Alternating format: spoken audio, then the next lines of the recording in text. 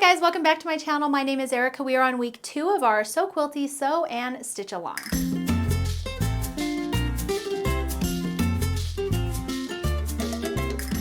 If you missed my initial video last week on our kickoff, make sure to go back and check that out. It has all of the information, supplies, schedule, everything there. And then I also have a blog post. I will link that below this video. If you go to confessionsofahomeschoolers.com, there should also be like a little link on the front page where you can get to all of the information for our sew/stitch along. So today we are still doing some prep work. Last week we did all of our borders and our sashing for both the Quilty and Stitchy version. This week we're going to be doing little cake stands. 6 of the 12 black blocks are sitting on little cake stands. They're super cute, and I wanted to just get those out of the way on my quilt. Whenever I'm doing something like this where it's repetitive, I like to do the same things all at once, and then that way you'll see as we're sewing our blocks, as soon as you're done with your block, you can just grab one of your cake stands, sew it on, and you're done. Or if you're stitching, you have a point of reference on where to place that stitched piece. So I already sewed my block onto this one, so I don't have one by itself, but this is what our little cake stands are going to be looking like. I use the same fabric for all of mine, but you could definitely make them scrappy. You could make them different colors. Just have fun with them. These literally only took me, just a couple of hours to put together. There's 6 of them, and they're super fast and easy. The main tip I have for you on these is that you are trimming your cake stand when you're all done. So I just trim these up to make sure they're nice and squared up, and that way they aren't wonky or anything. So when you add your blocks to them, they're gonna all be nice and accurate. The other thing I did do, like I mentioned last week, is I pre-starched my fabric, or you could use some Mary Ellen's Best Press. Here's the back side of that block. So really easy. As you can see, there's not much to it. It's just a cute little cake stand. Now the cake stand itself, you'll see, is a pretty thin little strip.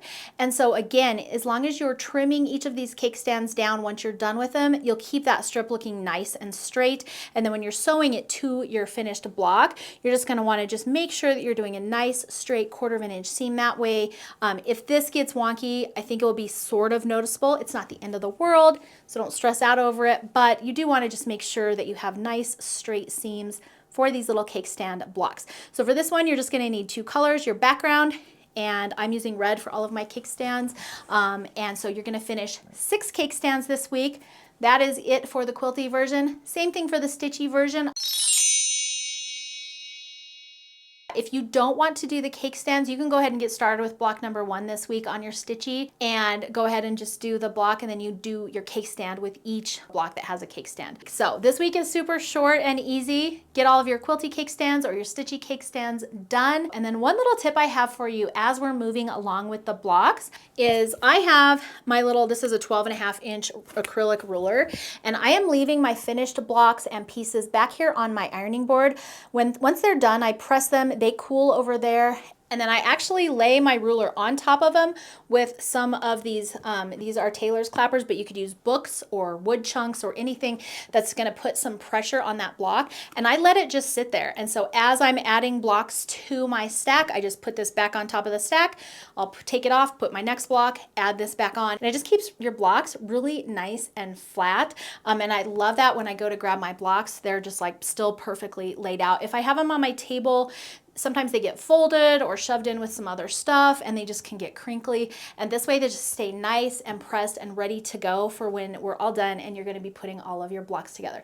So that's just a little tip of how I store my in-progress blocks. And 2, I use my Laura Star steam iron. It's a dry steam. So the steam, if you're using a wet steam iron, can like distort or stretch your fabric. So I love using my Laura Star iron. I have a full review on that here if you are interested in more on that. So I love using that. It makes my blocks so nice and accurate. It makes my seams super flat, whether I'm pressing open or to one side or nesting.